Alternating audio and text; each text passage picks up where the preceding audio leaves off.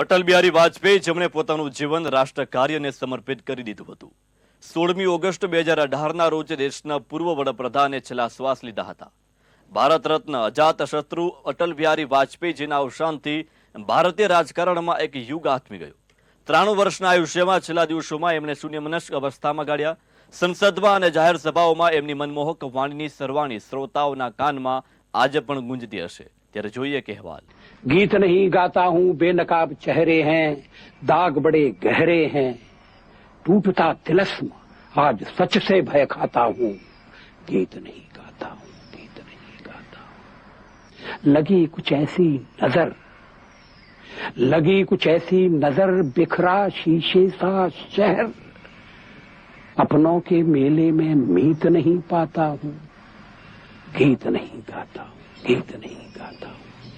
અટલ બિહારી વાજપેયી ભારત દેશનું એક ગૌરવવંતું નામ, જેના પ્રત્યે પ્રત્યેક દેશવાસીઓને આદર થાય। આવા અટલજીનો જન્મ 25 ડિસેમ્બર 1924ના રોજ ગ્વાલિયરના બ્રાહ્મણ પરિવારમાં થયો હતો। અટલ બિહારી વાજપેયી પ્રાથમિક શિક્ષણ ગ્વાલિયરની સરસ્વતી શિશુ મંદિર નામની શાળામાં લીધું હતું। અટલજી કાનપુરની ડીએવી કોલેજમાંથી રાજનીતિ શાસ્ત્ર સાથે એમએ પ્રથમ વર્ગમાં ઉત્તીર્ણ થયા। ત્યાર પછી એલએલબીના અભ્યાસ દરમિયાન જ અટલજી રાષ્ટ્રીય સ્વયંસેવક સંઘમાં જોડાઈ ગયા। સ્વાતંત્ર્ય સંગ્રામની 1942ની હિંદ છોડ ચળવળમાં અટલજી સક્રિય રહ્યા। 24 દિવસનો જેલવાસ પણ વેઠ્યો, પરંતુ નાની વયના હોવાને લીધે અટલજીને આગ્રાની બાળકોની બેરેકમાં રાખવામાં આવેલા। રાષ્ટ્રીય સ્વયંસેવક સંઘના પૂર્ણ સમયના પ્રચારક તરીકે અટલજીએ ભારત માતાની સેવામાં પૂર્ણ સમર્પિત જીવનની પ્રતિજ્ઞા લીધી। આજીવન પ્રતિજ્ઞાનું પાલન પણ કર્યું। અટલજી લખનૌથી પ્રકાશિત રાષ્ટ્રધર્મના પ્રથમ સંપાદક બન્યા। એ જ રીતે પાંચજન્ય સાપ્તાહિકનો લખનૌથી પ્રારંભ થયો, ત્યારે તેના સંપાદક તરીકે પણ અટલજીની જ નિયુક્તિ થઈ। આ બંને સામયિકો દ્વારા અટલજીએ એક સંનિષ્ઠ પ્રભાવી પત્રકાર તરીકેની ખ્યાતિ પ્રાપ્ત કરી। 21 ઓક્ટોબર 1951માં ભારતીય જનસંઘની સ્થાપના થઈ। ડોક્ટર શ્યામાપ્રસાદ મુખર્જી તેના સંસ્થાપક અધ્યક્ષ બન્યા। પંડિત દીનદયાળ ઉપાધ્યાયજી સાથે અટલજી પણ જનસંઘના આદ્ય સંસ્થાપકો પૈકી અગ્રણી રહ્યા। અટલજી ડોક્ટર મુખર્જીના અંગત સચિવ પણ બન્યા। આ રીતે અટલજીની ઉજ્જવળ રાજનૈતિક કારકિર્દીના પ્રારંભમાં ડોક્ટર મુખર્જી અને પંડિત દીનદયાળજીનું અનન્ય યોગદાન રહ્યું। 1957માં બીજી લોકસભામાં ચૂંટાઈ આવ્યા પછી તેમણે કદી પાછળ વળીને જોયું નથી। 9 વાર લોકસભા અને 1 વાર રાજ્યસભામાં ચૂંટાયેલા અટલજીનું પારદર્શી જીવન આજે પ્રેરક છે।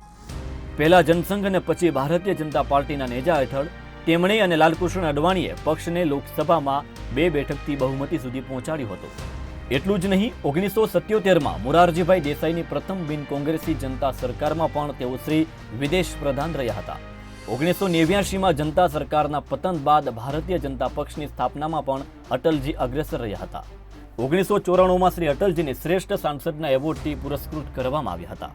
1996માં લોકસભાની ચૂંટણીમાં સૌથી મોટો પક્ષ ભાજપના નેતા અટલજીને સરકાર રચવાનું આમંત્રણ મળ્યું, પણ સેક્યુલરવાદ અને રાજકીય અસ્પૃશ્યતાના પરિણામે માત્ર 13 દિવસમાં જ રાજીનામું આપવું પડ્યું। देश में ध्रुवीकरण नहीं होना चाहिए, न सांप्रदायिक आधार पर, न जातीय आधार पर, न राजनीति ऐसे 2 खेमों में बंटनी चाहिए कि जिनमें संवाद न हो, जिनमें चर्चा न हो। देश आज संकटों से घिरा है और ये संकट हमने पैदा नहीं किए। जब जब कभी आवश्यकता पड़ी, संकटों के निराकरण में हमने उस समय की सरकार की मदद की है। उस समय के प्रधानमंत्री नरसिंह राव जी ने भारत का पक्ष रखने के लिए मुझे विरोधी दल के नेता के नाते जेनेवा भेजा था और पाकिस्तानी उसे देखकर चमत्कृत रह गए। उन्होंने कहा कि ये कहां से आए हैं, क्योंकि उनके यहां विरोधी दल का नेता ऐसे राष्ट्रीय कार्य में भी सहयोग देने के लिए तैयार नहीं होता। वो हर जगह अपने सरकार को गिराने के काम में लगा रहता है। ये हमारी परंपरा नहीं है, ये हमारी प्रकृति नहीं है, और मैं चाहता हूं ये परंपरा बनी रहे, ये प्रकृति बनी रहे। सत्ता का खेल तो चलेगा, सरकारें आएंगी जाएंगी, पार्टियां बनेगी बिगड़ेंगी, मगर ये देश रहना चाहिए, इस देश का लोकतंत्र अमर रहना चाहिए। 1998ની ચૂંટણીમાં અન્ય સાથી પક્ષો જોડાયા અને ભાજપે સરકાર બનાવી। 1999માં અણાદ્ર મુકના જયલલિતાએ ટેકો પાછો ખેંચી લીધો। અટલજી તે દબાણને વશ થયા નહીં માત્ર એકવટ ખૂટતો હતો, પરંતુ અટલજીએ ખરીદારી કરી નહીં અને લોકશાહીના મૂલ્યોનું જતન કરી રાજીનામું આપી દીધું. 6 મહિના બાદ ફરી ચૂંટણીમાં વાજપેયીજીની સરકાર જીતી અને પૂરા 5 વર્ષની મુદ્દત પણ પૂર્ણ કરી. આ 5 વર્ષનો તેમનો સમયગાળો ઐતિહાસિક રહ્યો. પોખરણનો અણુ ધડાકો, પાકિસ્તાન સાથેના સંબંધ સુધારવાના એમના પ્રયાસ, લાહોર બસ યાત્રા, કારગિલ યુદ્ધ અને પરવેઝ મુશર્રફ સાથે આગ્રા શિખર પરિષદ જેવા અનેક નોંધપાત્ર કાર્યો કર્યા. અટલજીએ 15 ઓગસ્ટ 2003ના રોજ ચંદ્રયાન 1 પ્રોજેક્ટને મંજૂરી આપી અવકાશી સિદ્ધિ હાંસલ કરી. અટલજીને વર્ષ 2015માં ભારત રત્નના સર્વોચ્ચ સન્માનથી બિરદાવવામાં આવ્યા. 9 વખત લોકસભામાં અને 2 વખત રાજ્યસભામાં ચૂંટાયેલા અટલજી રાજકીય જગતમાં ભીષ્મ પિતામહ હતા અને એમણે ડિસેમ્બર 2005માં સક્રિય રાજકારણમાંથી નિવૃત્તિ લેવાની જાહેરાત કરી.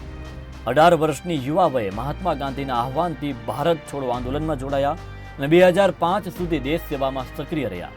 તેઓ તેમના કાર્યથી આંતરરાષ્ટ્રીય કક્ષાએ પણ માન સન્માનના અધિકારી બન્યા. 1984માં લોકસભામાં ભાજપના માત્ર 2 સભ્યો હતા.